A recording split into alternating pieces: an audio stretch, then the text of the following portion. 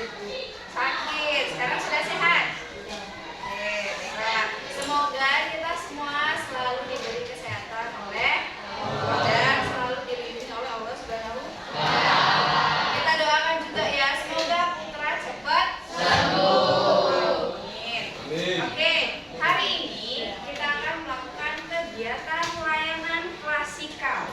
Nah, jelaskan sedikit dulu tentang kegiatan layanan klasikal ya.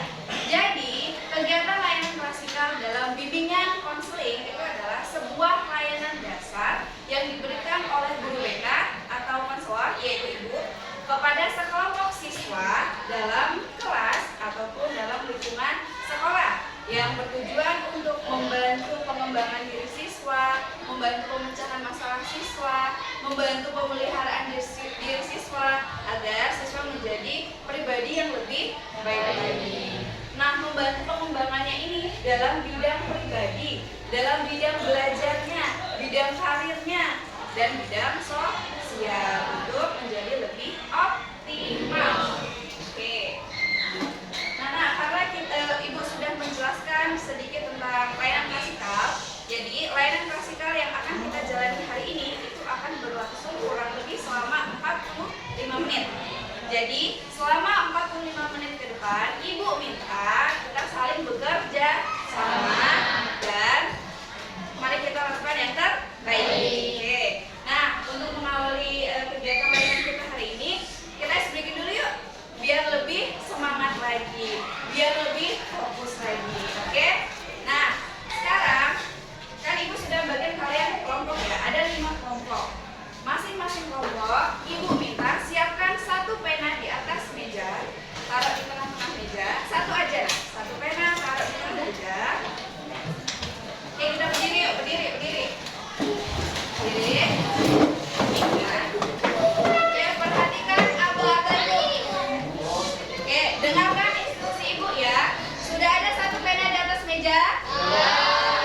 Kalau sudah, sekarang lihat ya. Kalau Ibu bilang sikut, maka pegang sikut. Kalau Ibu pegang sakit, maka pegang garut. Kalau Ibu bilang sikat, maka kalian harus mengambil pena yang ada di atas meja. Jadi harus berebut ya. Coba dengarkan dulu. Nah, sudah paham atas instruksinya? Sudah? Bisa kita mulai? Siap ya? Dengarkan ya. Pasang telinganya, pasang matanya. Oke, kita fokus sekarang. Siap? Siap ya? 1, 2, 3. Sikut. Sakit. Sikut.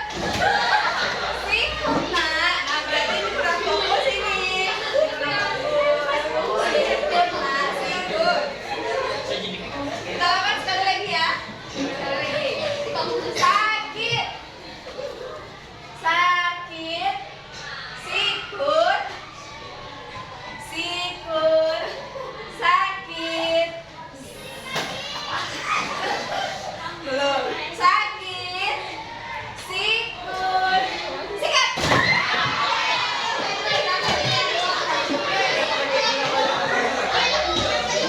Oke, sudah ya, cukup untuk SDG-nya. Sudah lebih semangat? Boleh kita kembali. Ayo, tangan dulu semua.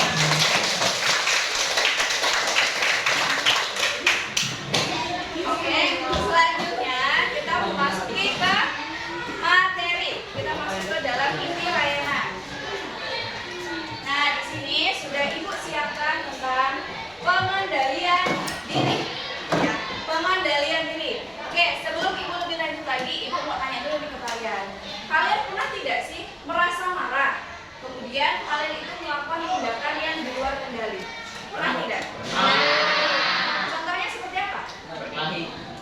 Berkelahi bisa. Hal sepele nak, misalkan kalian sedang dinasehati oleh orang tua, sedang ditanya oleh orang tua, tapi kalian menjawabnya dengan marah, dengan tegas. Pernah kan? Kalian terjadi kan? Itu salah satu tindakan yang di luar kendali. Oke, pertanyaan lagi sekarang. Nah, ketika kalian melakukan tindakan di luar kendali pada saat emosi tersebut, apa yang kalian rasakan? Menyesal tidak? Kenapa kalian menyesal? Karena merasa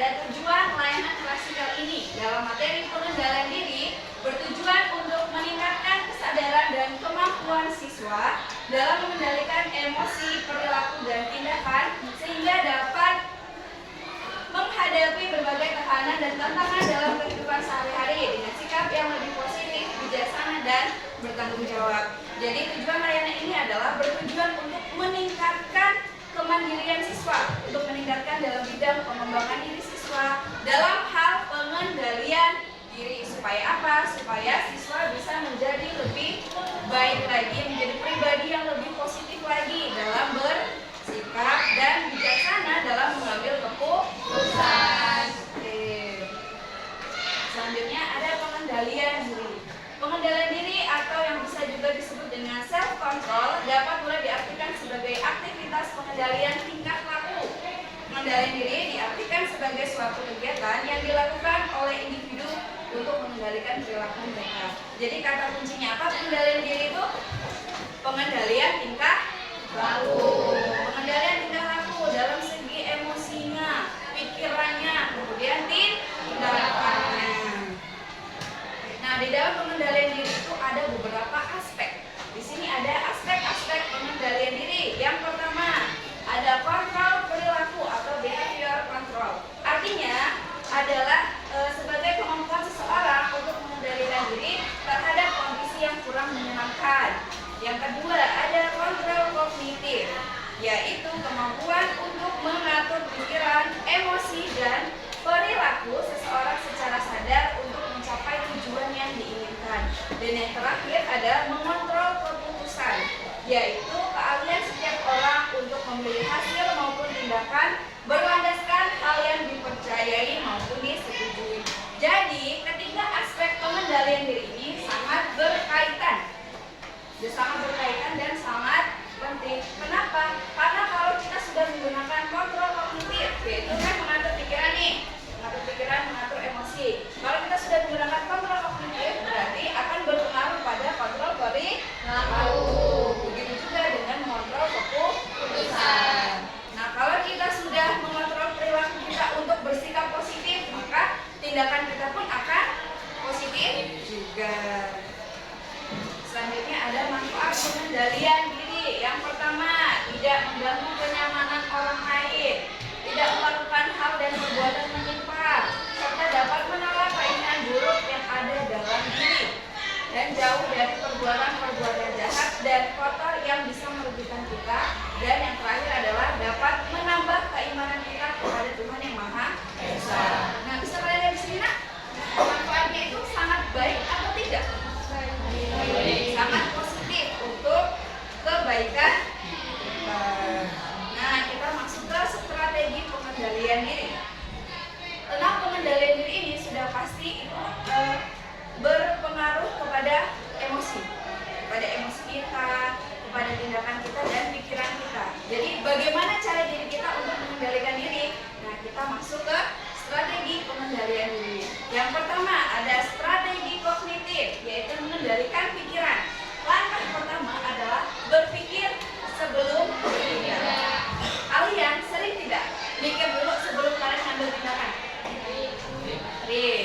Atau enggak? Atau basing-basing? Nah, di sini ada tanya ke diri sendiri dulu dampak dari perbuatannya. Contoh, mau bolos. Nah, siapa bisa bolos? Pandu, Dewa. Contohnya begini. Ketika kalian akan membolos, sudah berangkat sekolah nih, sudah depan gerbang. Aduh, udah telat nih. Mau pulang lagi? Apa masuk ya? Nah, itu kita berpikir. Kalau kita punya pengendalian diri yang baik, maka kita akan berpikir dulu dampaknya. Kalau saya bolos, dampaknya nanti apa? Nanti dampaknya akan apa? Kemudian ketinggalan pelajaran. Terus nanti dapat masalah, dicari lagi sama guru BK. Ya, jadi itu adalah contoh dari berpikir dulu sebelum bertindak. Contoh lagi, ketika kalian sedang adu argumentasi, sedang berantem dengan teman sebangku, misalkan kalian ribut, kalian diejek-ejek. Biasanya yang sering ngejek itu nama bapak, ya kan? Bisa ngejek nama bapak, ngejek fisik. Nah, kalian marah di posisi itu. Tetapi kalian, kalau kalian punya pengendalian diri, kalian bisa berpikir, kalau saya balas, nanti yang terjadi apa? Akankah tetap baik-baik saja atau malah jadi perkelahian? Nah, itu adalah salah satu contoh. Tanya ke diri sendiri dulu sebelum mengambil tindakan. Selanjutnya ada menenangkan diri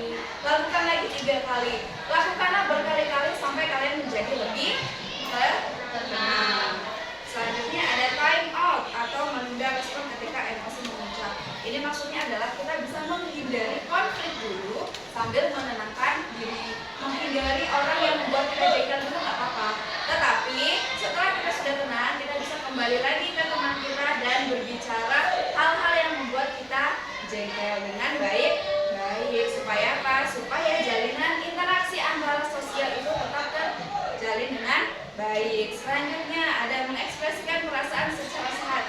Bisa menulis atau menggambar. Kalau menulis, pernah nggak kalian itu nulis diary? Pernah nggak? Diary. Kalian curhat, mau kalian senang, kalian sedih, kalian tuliskan saya sedang sedih, misalkan. Kalau senang, saya senang karena perasaan saya terbalas, misalkan. Nah, saya sedih karena saya tidak mendapatkan juara, misalkan seperti itu. Nah, ini fungsi dari menulis diary ini berfungsi untuk membantu kita mengekspresikan perasaan kita. Selanjutnya ada strategi perilaku. Yang pertama, membuat aturan pribadi. Contoh, tidak bermain gadget sebelum tugas selesai. Nah, ini kalian sering akan terjadi ketika sedang mengerjakan tugas. Misalkan kalian mau cari tugas di Google, mau buka Google tapi malah buka TikTok, atau malah main game, buka YouTube. Jadi tugas ini selesai atau tidak? Tidak. Kenapa? Karena kita sudah keasikan scroll TikTok. Nah, jadi langkah pertama adalah mendisiplinkan diri dengan menerapkan kalimat saya tidak akan memegang HP sebelum tugas selesai. Oke, selanjutnya mencari alternatif kegiatan positif. Seperti yang sudah Ibu contohkan lagi tadi ya, ada olahraga, ada membaca, atau membantu orang lain. Selanjutnya latihan disiplin diri, membiasakan hal kecil seperti bangun tepat waktu, datang ke sekolah tepat waktu, masuk ke kelas tepat waktu. Sudah belum ini yang kalian terapkan ini mendisiplinkan diri ini? Sudah belum? Datang sekolah tepat waktu, sudah atau belum? Oke, bagus kalau sudah. Selanjutnya strategi sosial, bantuan dari lingkungan. Yang pertama, mencari dukungan teman atau orang tua. Kemudian berkonsultasi dengan guru BK atau orang yang dipercaya dan mengikuti kegiatan positif di sekolah agar terarah. Strategi sosial ini adalah mencari dukungan atau keluarga saat menghadapi kesulitan. Kalian sedang punya masalah, kalian bisa cerita ke teman kalian. Sekarang bahasanya bestie. Udah punya bestie kan? Udah punya bestie? Nah, kalian bisa cari teman untuk bercerita, kemudian mengungkapkan masalah kalian agar lebih ringan. Oke, ada teknik spiritual, menenangkan diri dengan berdoa, mengingatkan diri sendiri bahwa kegagalan adalah pelajaran, membuat niat baru untuk belajar lebih giat. Oke, teknik spiritual ini adalah yang penting, menenangkan diri dengan cara beribadah. Lampiaskanlah semua kekesalan kalian kepada Tuhan yang Maha Esa. Karena pada siapa lagi kita meminta pertolongan kalau tidak kepada Tuhan. Oke, nah itu adalah materi dari pengendalian diri. Kemudian di sini Ibu akan berikan kalian contoh video studi kasus tentang pengendalian diri.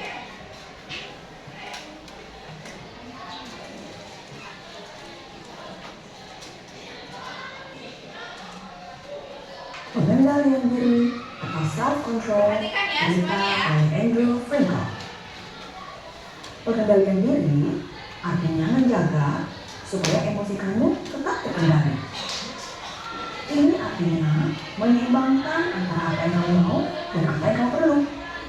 Artinya kamu menjadi anak yang dewasa. Ada berbagai cara untuk menunjukkan pengendalian diri. Seperti misalnya Jackie. Jackie seorang anak yang suka marah. Hal-hal kecil selalu bisa membuatnya marah. Dia mencoba berusaha sekali untuk mengendalikan itu. Ibu gurunya mengatakan kepada dia, Jackie, cobalah menghitung 1 sampai 10 sebelum mengatakan sesuatu yang membuat kamu marah. Lalu Jackie mencobanya. Setiap kali ada suatu kejadian yang membuat dia ingin marah, dia tarik nafas panjang. Lalu dia menghitung 1, 2, 3, 4, 5, 6, 7, 8, 9, 10. Dan itu membantunya supaya tidak marah. Wow, ternyata berhasil.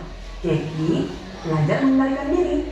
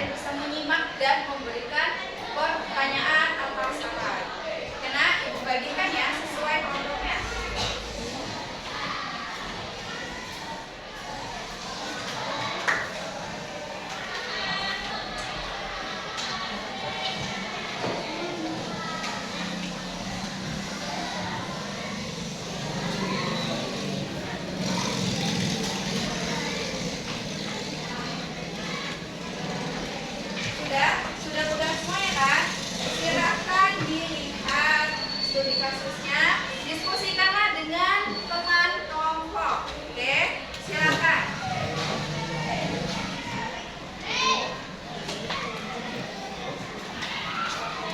Oke, dibaca baik-baik, dipahami.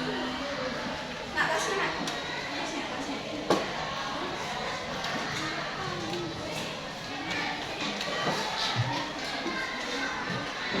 Oke, diskusikan dengan teman kalian.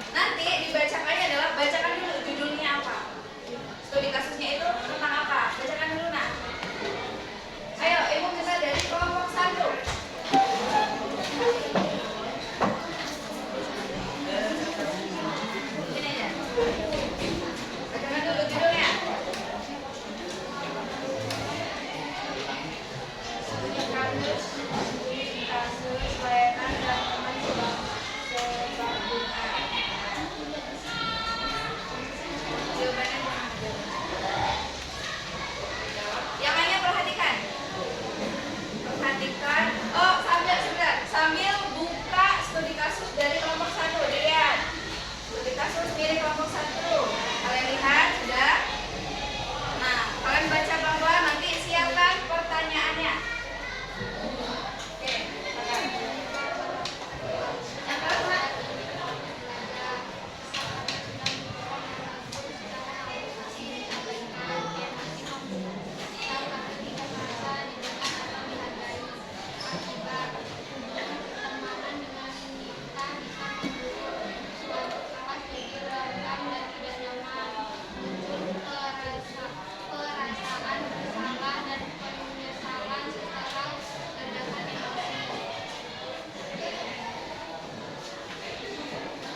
Strategi yang digunakan adalah menggunakan latihan pernapasan, tarik napas dan buang napas secara perlahan untuk mengendalikan meredakan emosi.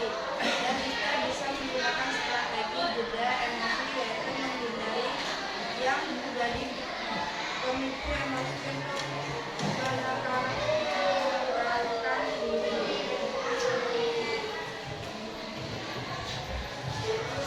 Ada? Oke, ada yang mau bertanya nggak? Kalau mana yang bertanya? Oke, silakan. Bagaimana cara yang lebih baik untuk menegur ayah tanpa membuatnya tersenyum? Menegur dengan pelan dan tenang dan mengajak sambil berkata, "Ayah, gimana kalau ini fokus belajar dulu? Nanti istirahat dan kita ngobrol." Dan bagaimana kamu satu? Sudah bisa terima? Sudah. Oke, silakan dulu. Duduk. Beri tepuk tangan. Kelompok 2, silakan. Mana kelompok 2? Perwakilan ada 2 orang.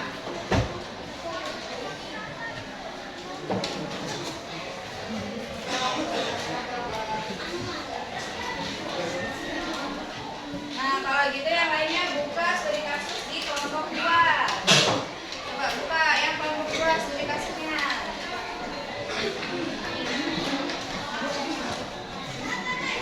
Iya. Bacakan jawabannya. Oh, judulnya dulu. Judul studi kasusnya apa? Coba dengerin. Studi kasusnya konflik teman sekelas. Langsung bacakan jawabannya.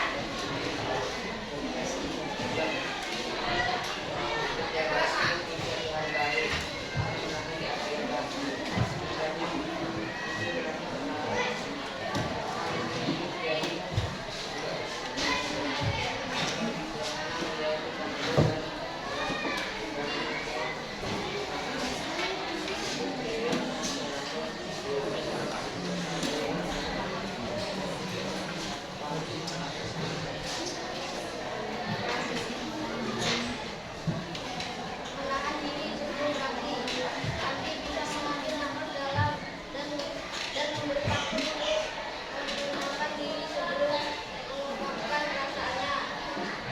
Ya. Nah, kelompok mana yang bertanya?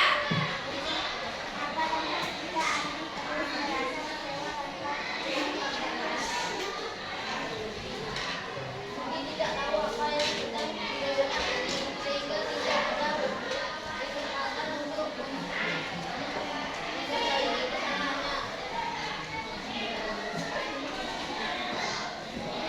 Sudah? Sudah jelas? Oke. Ayo beri dulu. Beri tepuk tangan. Selanjutnya kelompok 3.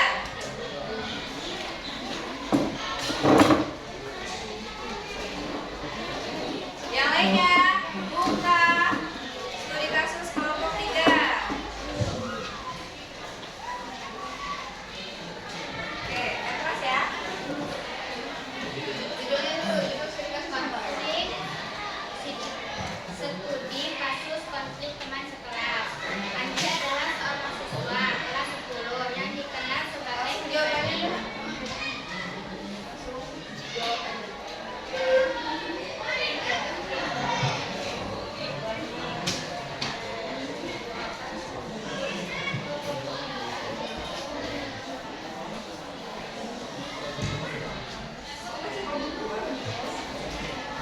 Maaf ya, tadi ada kesalahan teknis dia membaca mirip orang tua. Oke.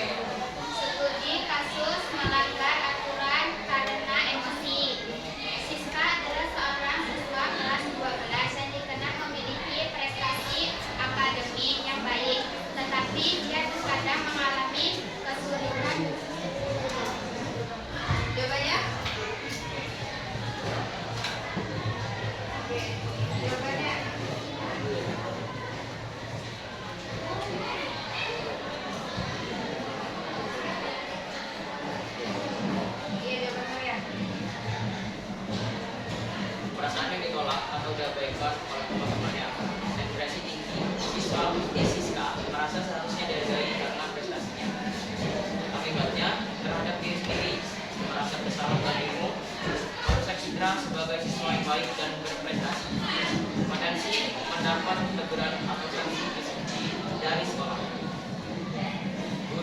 Kita mengatur kelas dan harus mengalihkan perhatian untuk menangani konflik. Teman-teman menjadi tidak nyaman dan suasana kelas terganggu. Kepercayaan dan hubungan pertemanan bisa menurun. Udah? Ada? Kelompok mana yang mau bertanya? Oke, kelompok satu mau bertanya. Langkah apa saja yang bisa lakukan setelah situasi itu? Apa yang Siska lakukan setelah situasi itu? Ada 3 langkah untuk mengatasi situasi itu. Yang pertama, minta maaf kepada guru dan teman karena tak bertindak diulang kembali. Yang kedua, berpikir sebelum bertindak. Yang ketiga, membangun kembali kepercayaan dengan menunjukkan sikap positif dan di pelajaran berikutnya. Oke, sudah? Sudah jelas? Sudah. Oke, beri tepuk tangan. Ya, selanjutnya kelompok 4. Ayo. Judulnya saja ya, bisa langsung jawab. Studi kasus Rabi dan ledakan emosi di kelas. Rabi merasa dipermalukan di depan kelas ketika teman-temannya menertawakan jawabannya. Ini membuat merasa tidak percaya diri. Dampaknya, yang pertama, Rabi merasa menyesal dan bersalah kepada guru. Yang kedua, Rabi bisa merasa dirinya buruk. Yang ketiga, hubungan dengan temannya terganggu. Tarik nafas dalam. Saat emosi mulai memuncak, misalnya marah, malu, atau kesal, beri jeda 5-10 detik untuk pertama, tarik nafas dalam melalui hidung. Kedua, tahan 3 detik. Ketiga, hembuskan perlahan melalui mulut. Kelompok mana yang bertanya, Nak? Oke, selamat. Apa faktor yang menyebabkan Rafi hilang kendali? Tapi merasa tersinggung dan merasa diejek oleh temannya karena keterampilan mengendalikan emosi Raffi masih kurang. Oke, bagaimana? Sudah jelas? Ya. Oke, beri tepuk tangan. Ayo, terakhir. Kelompok 5, silakan.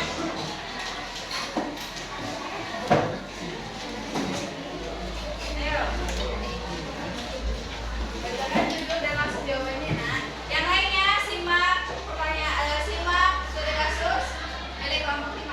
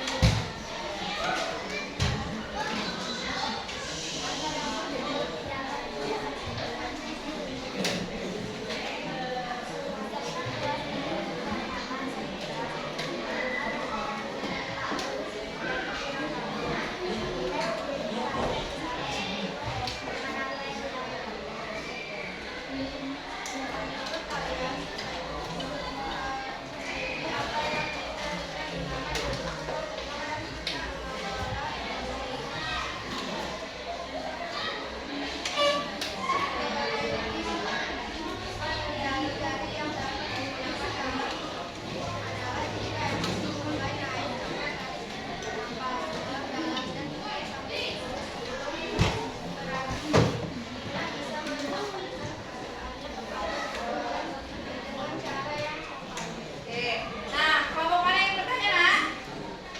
Oke, silakan. Kelompok berapa ya? Kelompok 2. Oke, silakan. Bagaimana Rina bisa menghilangkan pikiran negatif tentang beban tugas yang diberikan oleh guru? Berikan tugas yang diberikan oleh guru. Tidak menanyakan sebagai beban. Memberikan bantuan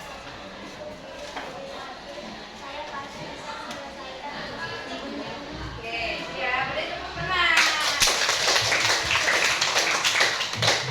Oke, jadi itu tadi adalah diskusi kita tentang pengendalian diri. Nah, setelah itu, ini Ibu berikan tugas.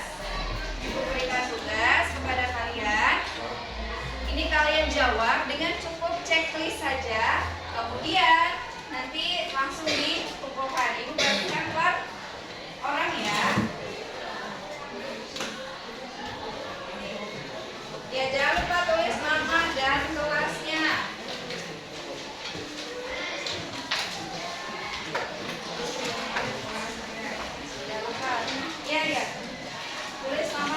kelas kalian.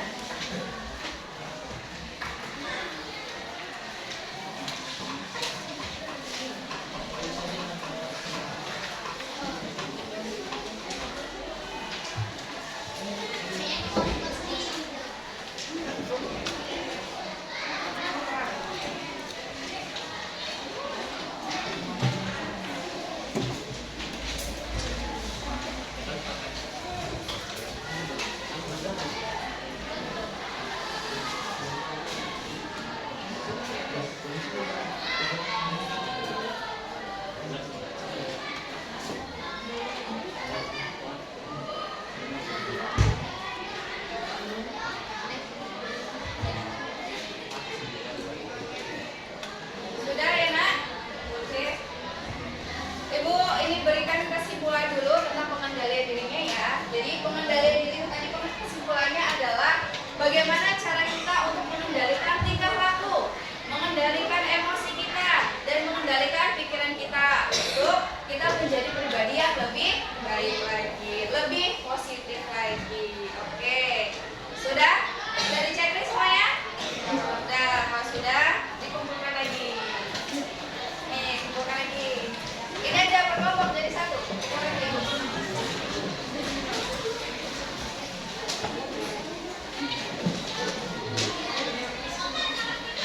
Ya, sudah nak.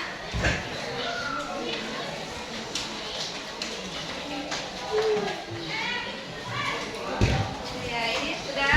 Namanya jangan lupa ya, nama kelas. Oke. Nah, ini kalian sudah mengerjakan mengerjakan lembar kerja, dan ini untuk menguji sejauh mana pengetahuan kalian tentang materi tadi, tentang materi pengendalian diri. Oke, jadi pengendalian diri hari ini sudah selesai, cukup sampai di sini. Ibu harap kalian bisa menerapkannya di kehidupan sehari-hari nanti dan melakukan hal-hal yang lebih positif lagi. Bisa diterima nak? Bisa. Sepakati? Bisa. Sepakati. Oke. Untuk pertemuan selanjutnya, layanan klasikal selanjutnya kita akan membahas tentang komunikasi efektif, tentang bagaimana caranya kita berkomunikasi yang baik, tentang menyampaikan ide, pikiran, dan gagasan kita yang lebih baik di kehidupan sosial. Nanti layanan klasikal selanjutnya kita akan membahas tentang komunikasi efektif. Oke, sudah. Karena pengendalian diri kita sudah selesai, jadi ibu minta ketua kelasnya untuk menutup dengan doa. Wah, siap. Berdoa mulai.